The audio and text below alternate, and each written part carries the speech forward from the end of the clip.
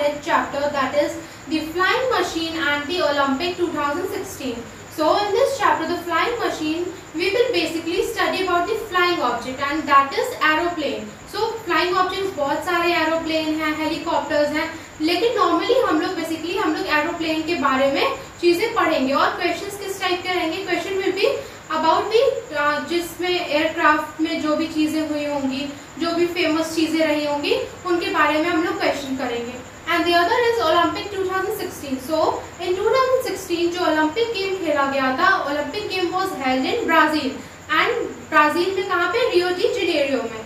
So we will study about the Olympics 2016. So उसमें questions रहेंगे about the Olympic 2016 and we have to answer it. So let's get into it. Okay, now our first chapter is the flying machines. For ages, human beings have always imagined themselves sailing among the clouds, soaring high up in the sky like birds. Today, it is possible to fly safely and swiftly to any part of the world in an aircraft. So, बहुत सालों से बहुत पहले से सबकी ख्वाहिश रहती है, हर एक ह्यूमन बीइंग की ख्वाहिश थी कि वो भी बर्ड की तरह फ्लाई कर सके. ठीक है.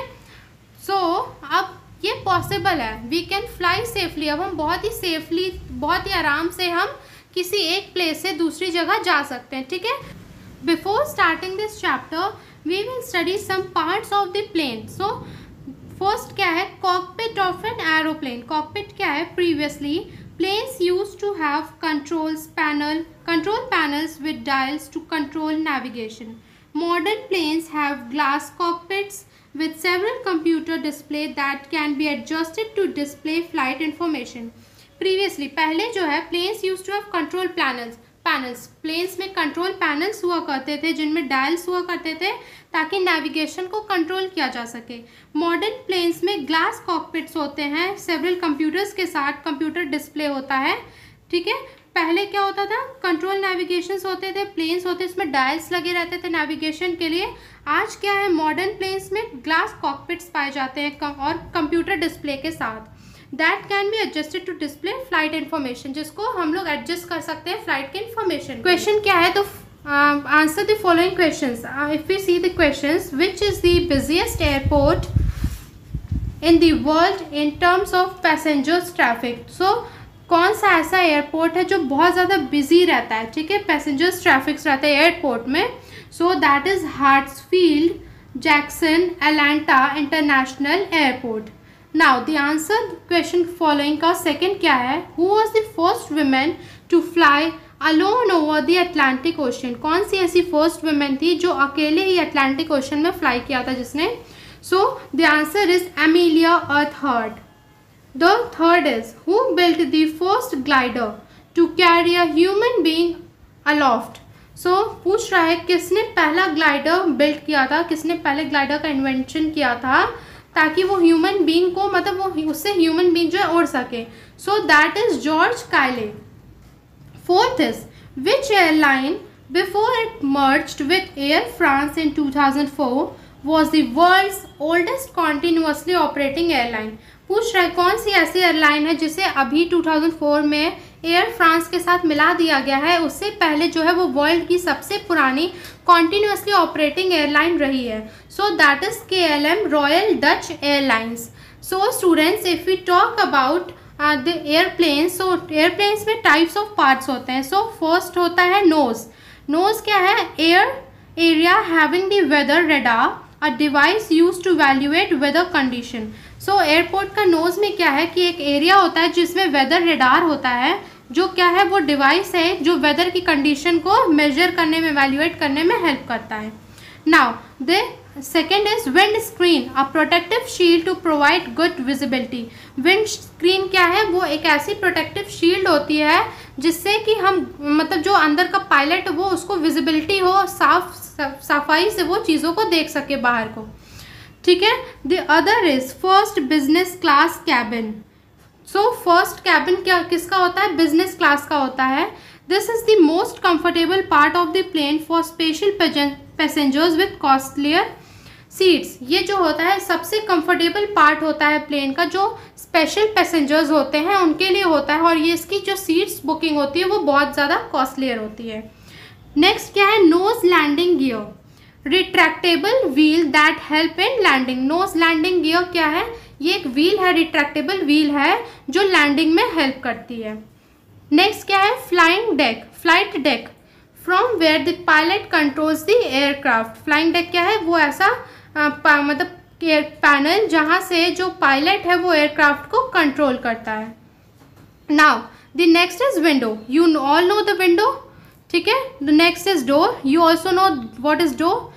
So the other is upper deck, the upper floor on a very large aircraft that has the flight deck and a passenger cabin.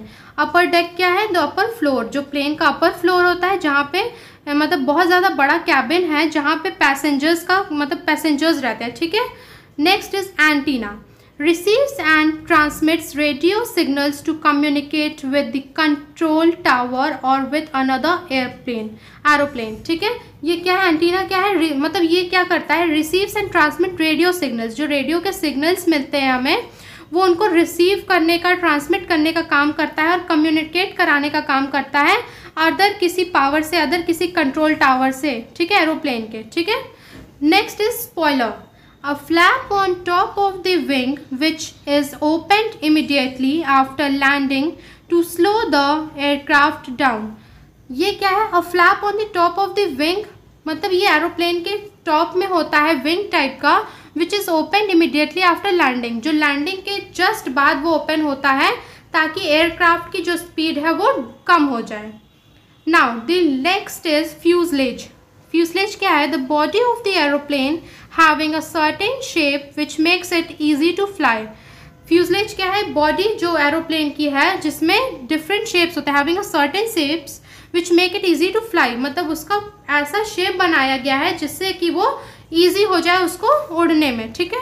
Next is cargo hold, cargo hold क्या है, cargo hold is a compartment to store baggage and cargo. Cargo hold में क्या है, कोई baggage है, कोई luggage है, किसी जो पैसेंजर्स हैं उनके लगेज को रखने का कंपार्टमेंट है, ठीक है।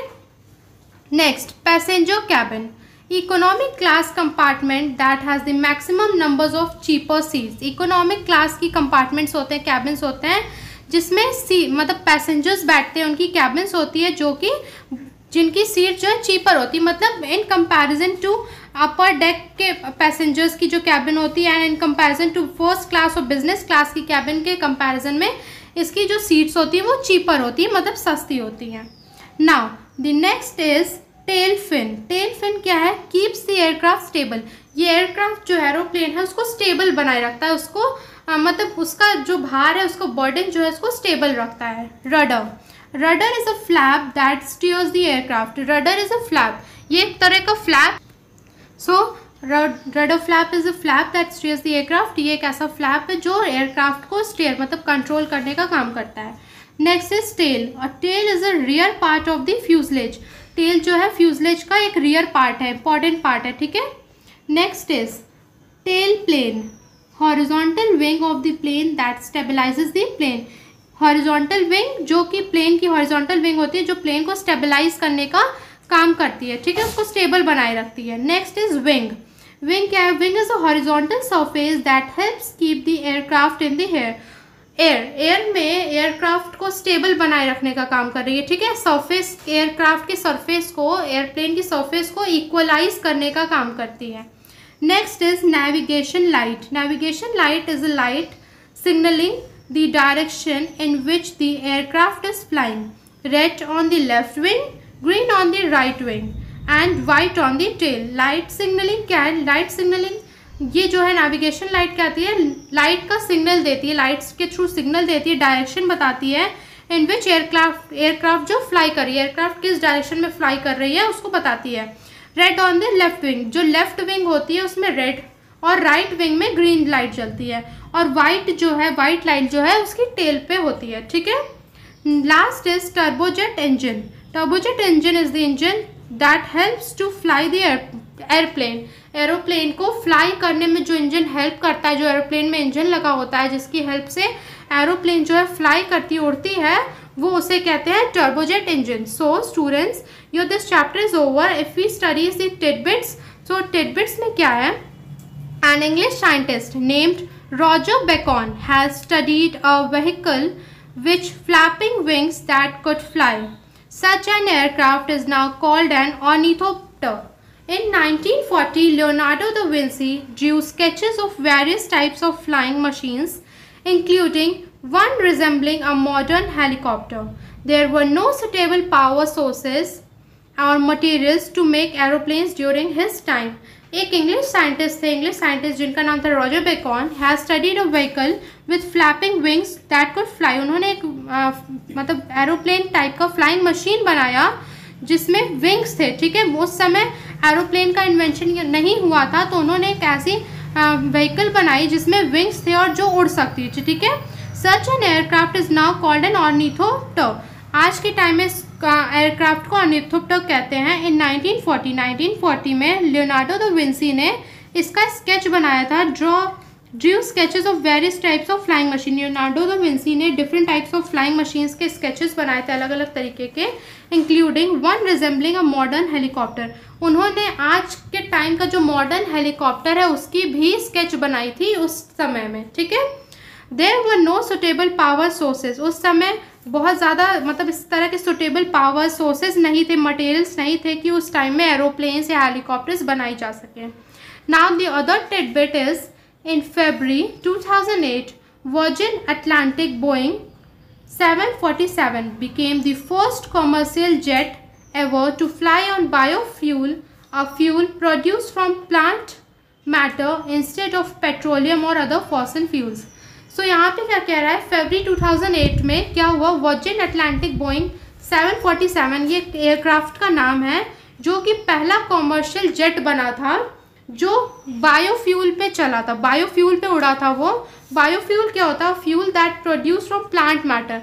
कोई ऐसा फ्यूल जो प्लांट के मैटर से, प्लांट्स के थ्रू, मतलब ठीक है पेट्रोल से ना हो वो चल रहा हो, वो बायोफ्यूल से चल रहा हो, प्लांट के मैटर से उड़ रहा हो, वो पहला कॉमर्शियल जेट था. ठीक है students, now we will continue on other chapter that is Olympics 2016.